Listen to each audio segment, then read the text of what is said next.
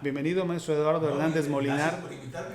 El periódico Reforma colocó en su primera plana, bueno, el Reforma porque es uno de los periódicos más famosos, afamados, más antiguos, puso "Vuelve el hijo pródigo" por el regreso del Chicharito Hernández al Guadalajara. Yo sé que a usted no le gusta el fútbol, a mí tampoco me interesa así como que mucho. Y platicábamos, está mal usado el término "vuelve el hijo pródigo". Uno pensaría que dice uno el hijo pródigo, regresa el hijo pródigo, o sea, el hijo bueno, el hijo bien portado, y no, el corte bíblico habla del hijo más mal portado, más mal administrado y más mal. Entonces digamos, lo utilizamos mal ese término, ¿no? Sí. Es decir, vuelve el hijo pródigo a Noticieros Cable RB, pues que me conoces, no le voy a decir, ¿no? No, y qué bueno que dices esa pregunta, fíjate que todo el mundo utiliza ese seudónimo. ¿Verdad que malamente? Malamente. Se gastó toda la fortuna de su padre, nunca le habló a su padre. Vuelve el hijo pródigo. Olvídate. Sí. Adelante, dígame diciendo más. Entonces, y la gente piensa que es el niño santo, ¿verdad? El santurrón. No, es el hijo que nunca le habló a sus padres, que maldijo a sus padres, que regañó a sus padres, que se robó la fortuna de sus padres, que le quitó la fortuna de sus padres, y al último el papá al final, ¿verdad? Dice, vente hijo, pues esta es tu casa, sigue siendo amigo, aunque se haya sido lo que sea. Así es.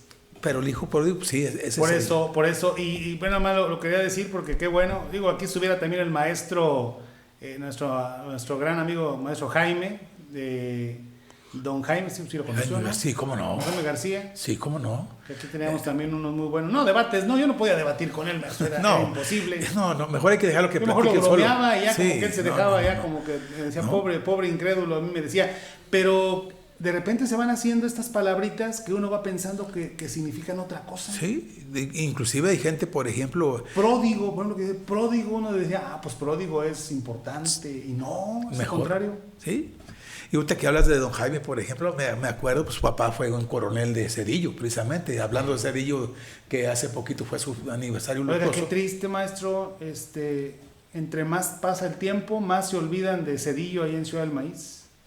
No fui esta vez, casi tengo varios... No, pues no fue, porque en realidad ya no hay nada, no se hace absolutamente nada. ¿Ya no hubo evento? No hubo, esta vez pasó totalmente desapercibido el aniversario luctuoso del general Saturnino Cedillo, ¿sí? 8 de enero o 9. No, el 11 de enero. 11 de enero. 11 de enero, sí.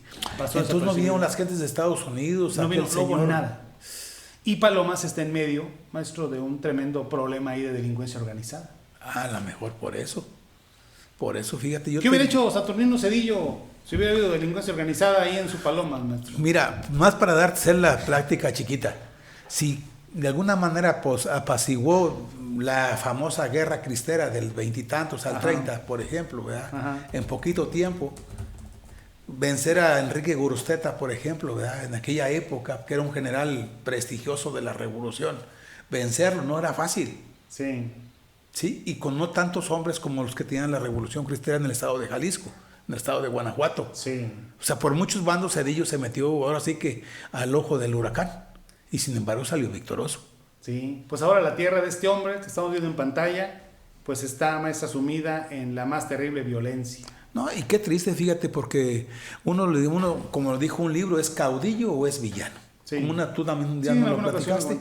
Y créeme que para mí, en lo personal, pues a lo mejor si tú, dependiendo quién lo diga, si tú hablas, por ejemplo, gente de Angostura, pues es un villano. Les quitó todo lo que tenía, por ejemplo. Si hablas, por ejemplo, de empresarios, un villano. Si hablas de los Verástegui, un villano. Sí. Si hablas, por ejemplo, de los López, un villano. Si vamos a Ciudad del Maíz, hablas de los Barraganes o hablas de los Zárate, es un villano.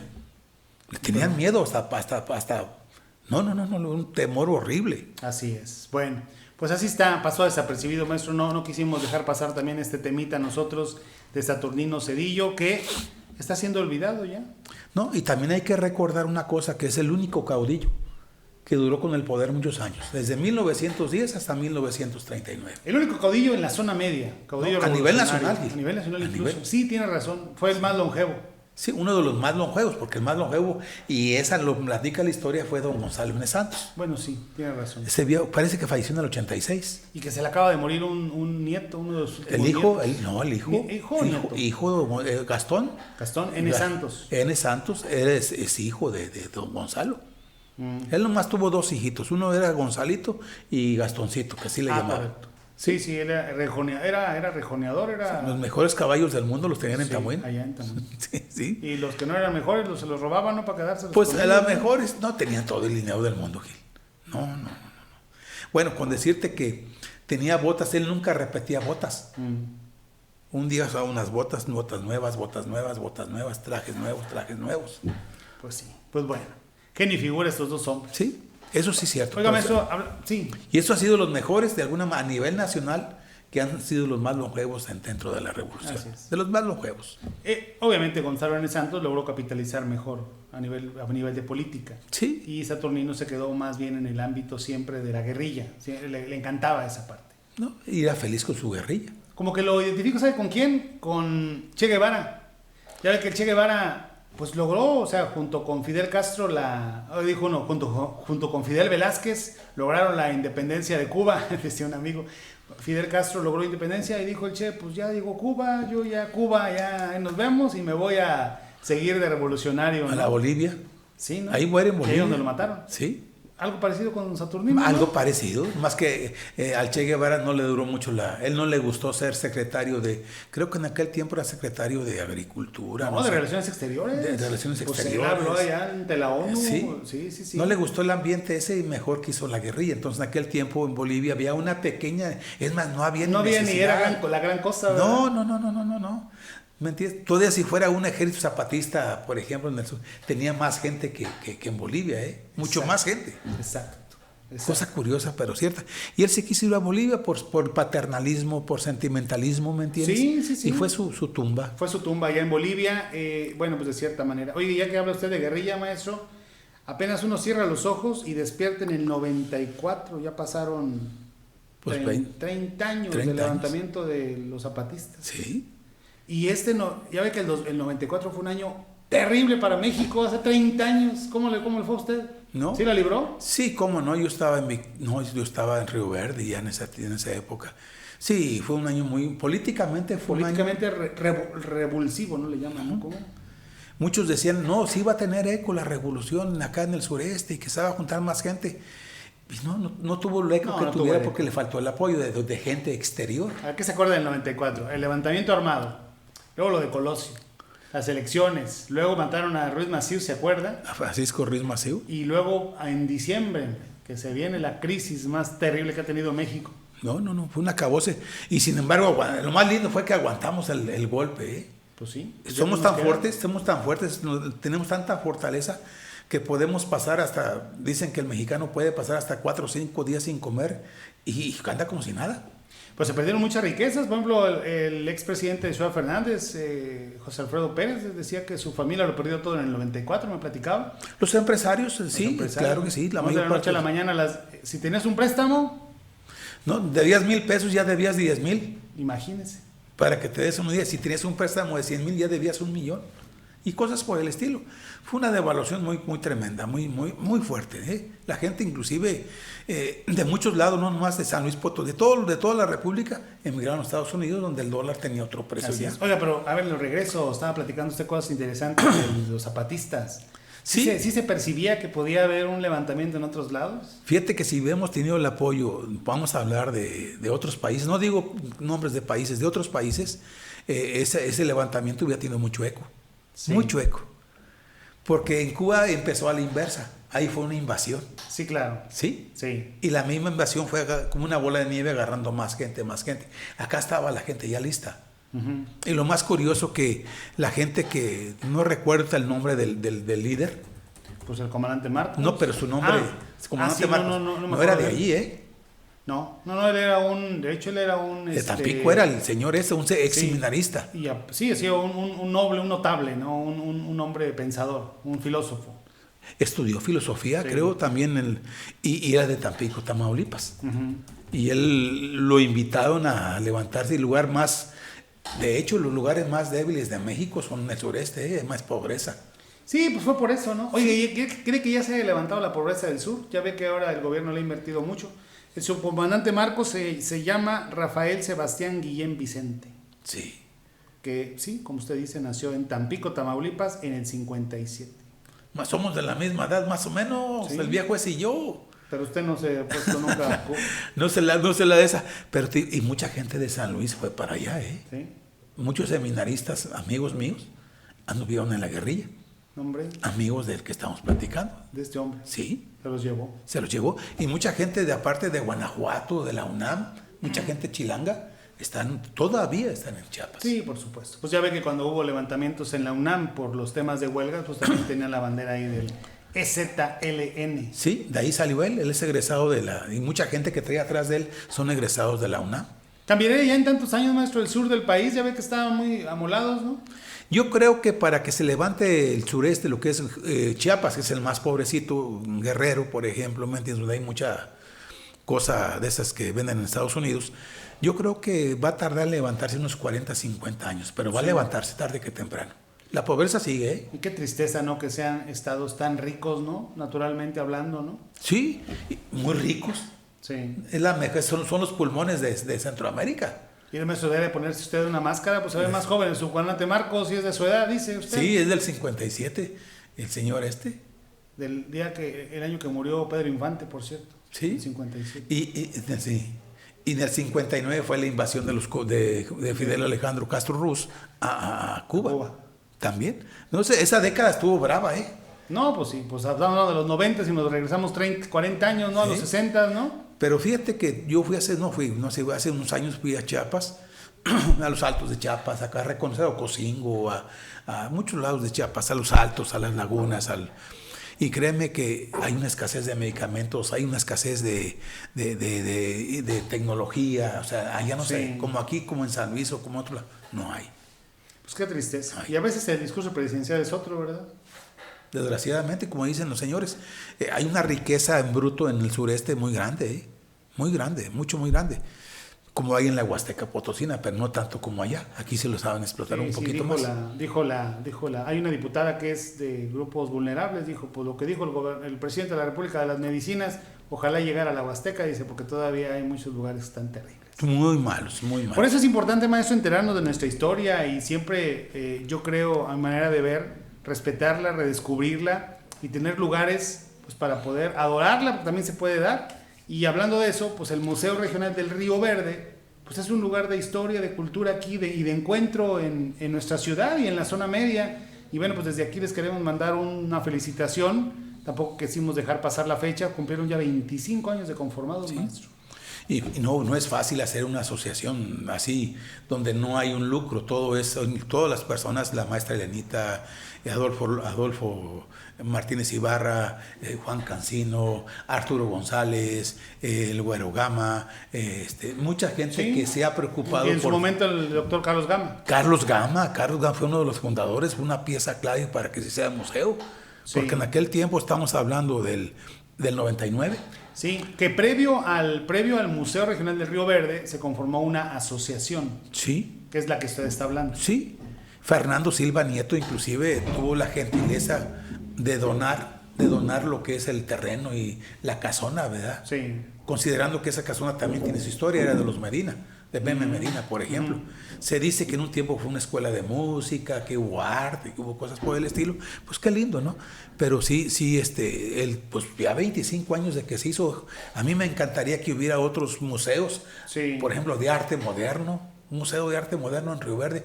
Tenemos muy buenos artistas, artes plásticos. Así es. El señor Almanza, por ejemplo, es uno de ellos. Hay muchos maestros de pintura de que podemos hacer un buen museo de arte sacro también, como en Guadalcázar. ¿Nunca has ido a Guadalcázar? No, creo que no. A un lado, inclusive en San Pastora, hay un museo de arte sacro. Bueno, sí, claro. Pues más chiquito, si tú quieres, pero para que la gente conozca cómo era el hilo de plata y la sotana, todos los implementos que se hacen, o toda la herramienta que se utiliza en una misa. Oiga, y cuidarlo, maestro. Fíjese que ahora que fue 12 de diciembre, me tocó poner el cuadro de la Virgen ahí en el altar.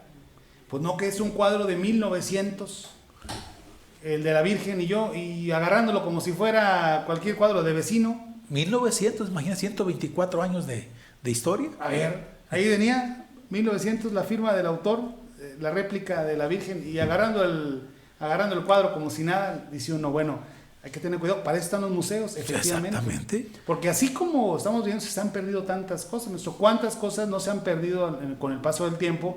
Porque se los roban, porque no los cuidan, porque se descomponen, por todo lo que pasa. Y fíjate que había un obispo que se llama Ignacio Montes de Oca y Obregón, que fue en 1904 cuando empiezan a hacer todo lo que son las iglesias ya en forma, por ejemplo, la de Ciudad Fernández, se hizo en 1904. Sí. La de San José de las Flores, la del Refugio, Sí, la de San José de Gallinas, la de San Antonio de las Higueras, por ejemplo. Hay muchas iglesias que en aquel tiempo ese obispo, Ignacio Montes de Oca y Obregón, puso de su peculio.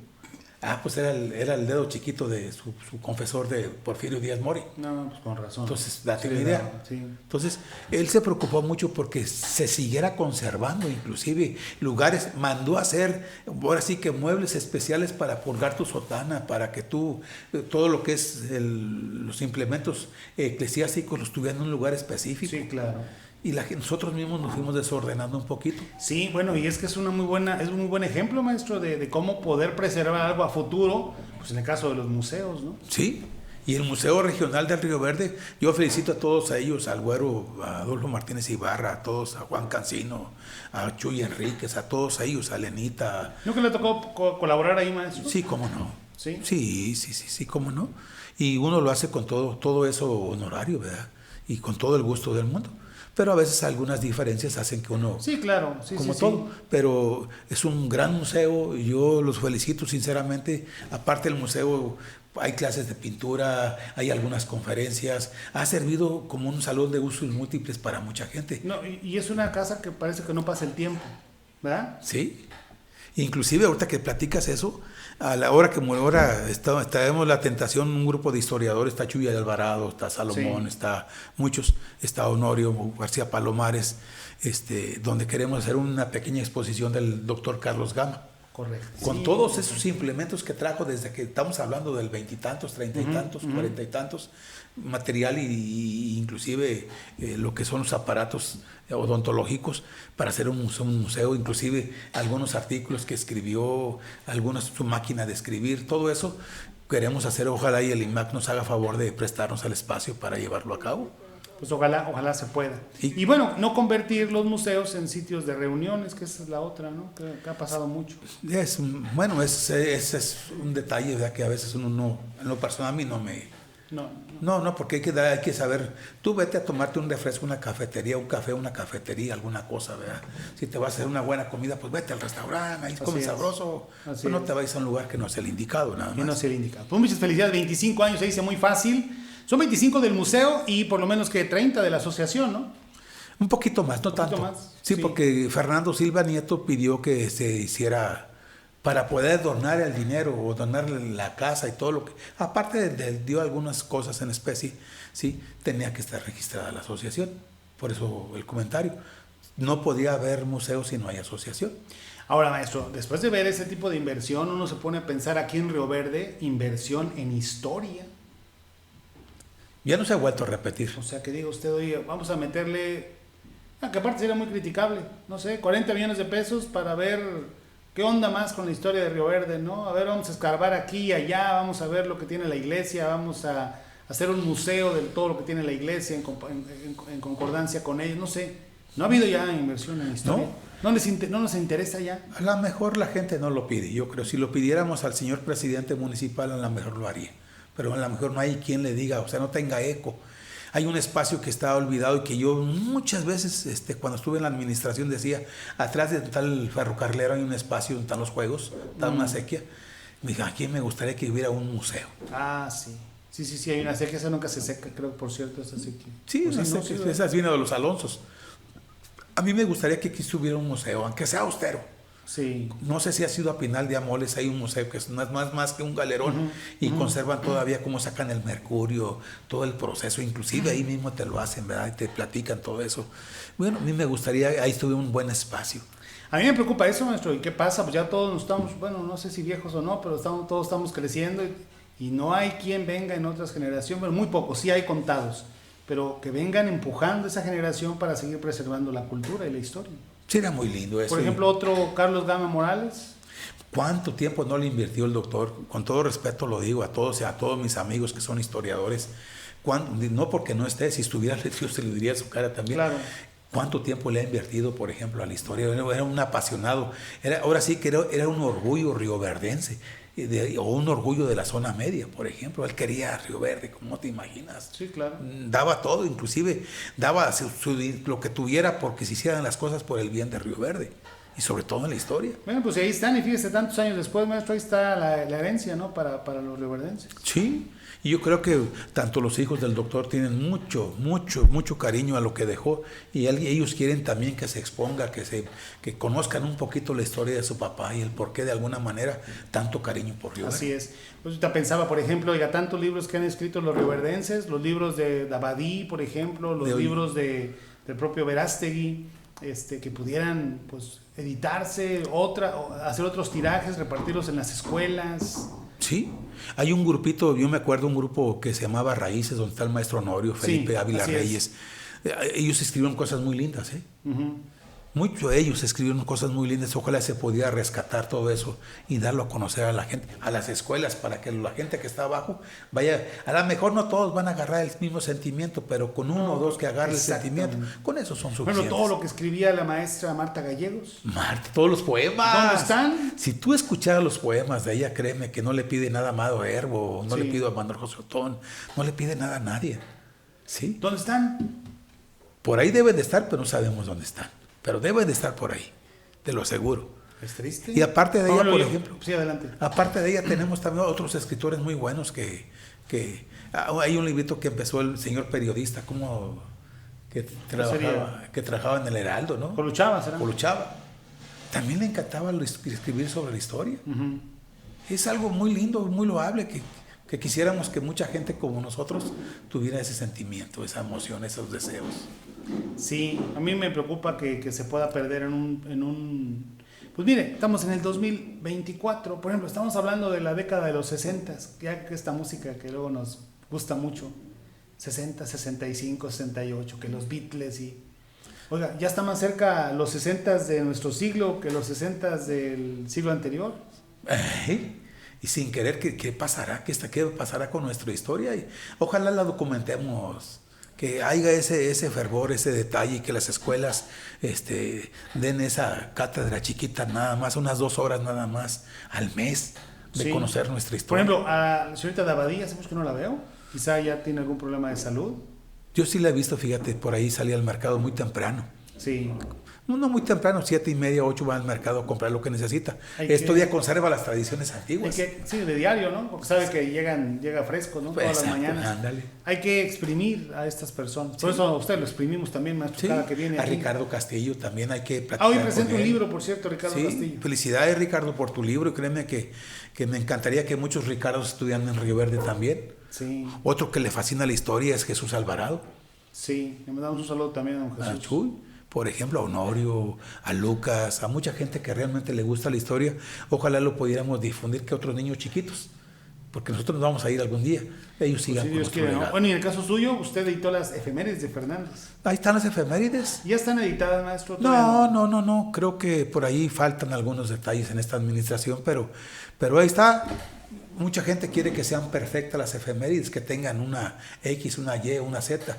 Y a veces uno no está acostumbrado ni a la X, ni a Y, ni a la Z. Entonces uno lo hace como su capacidad cognitiva puede. Y esa es una diferencia. Pero ahí están. Cómo nos hicieron muchísimas efemérides.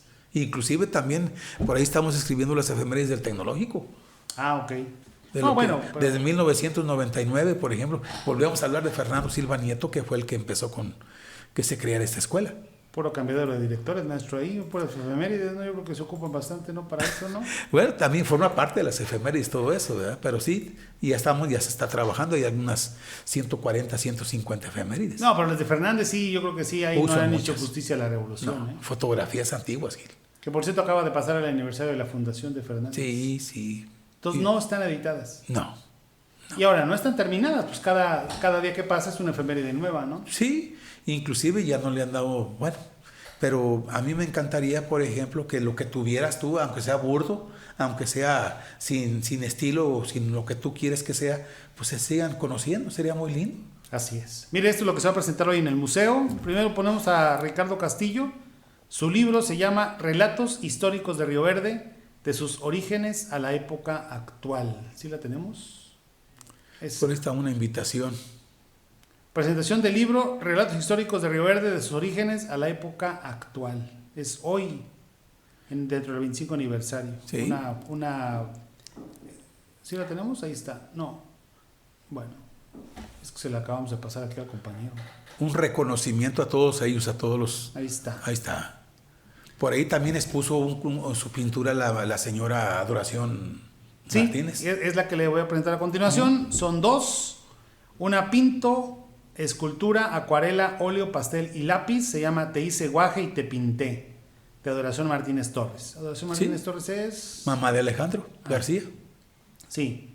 El Torres se me... No recordaba el Torres. No, ella es Adoración Martínez Torres. Sí.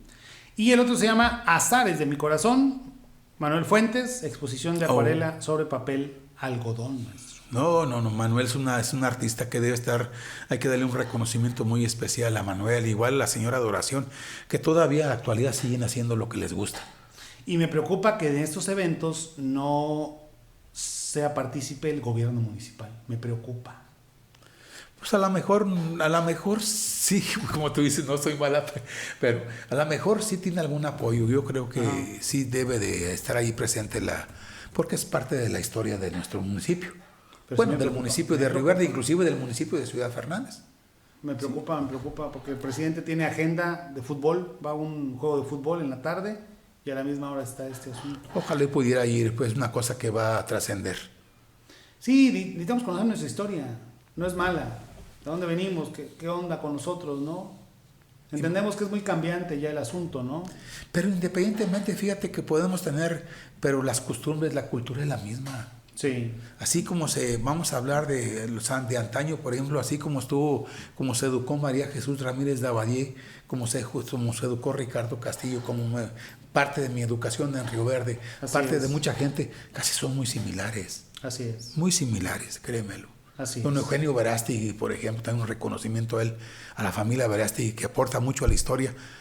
También igual, no hay que olvidarnos de ellos, porque gran parte de la agricultura, del capital, de las ideas, de las actitudes, de los valores, también lo recibimos de muchas familias. Claro está, por supuesto. Pues bueno, ahí está nuestra... Bueno, finalmente también es una aportación que hacemos nosotros, maestros, desde aquí, muy, como dicen, muy humildemente. Un reconocimiento a ellos. De veras que sí, Gil. Tú tienes toda la razón, es un reconocimiento con todo el corazón nada más, con todos los valores que tenemos y para ellos, para que sigan luchando y trabajando. Así es. Maestro, un gusto, gracias. No, para mí es un gusto. Aquí nos vemos el próximo jueves, si Dios quiere. Y hoy hablamos temas muy interesantes uno con otro y vamos a hablar, yo creo que de los cambios climáticos y cómo pueden afectar el rumbo de la historia la próxima semana. Correcto. Y van a cambiar muchísimo, ¿eh? ¿Cómo los cambios climáticos afectan el rumbo de la historia de las ciudades? En Río Verde, pues éramos cañeros, ya no somos. Y luego éramos naranjeros. Naranjeros, ya no somos. Bueno, y todavía seguimos medios tomateros, medio ¿Y ahora qué somos?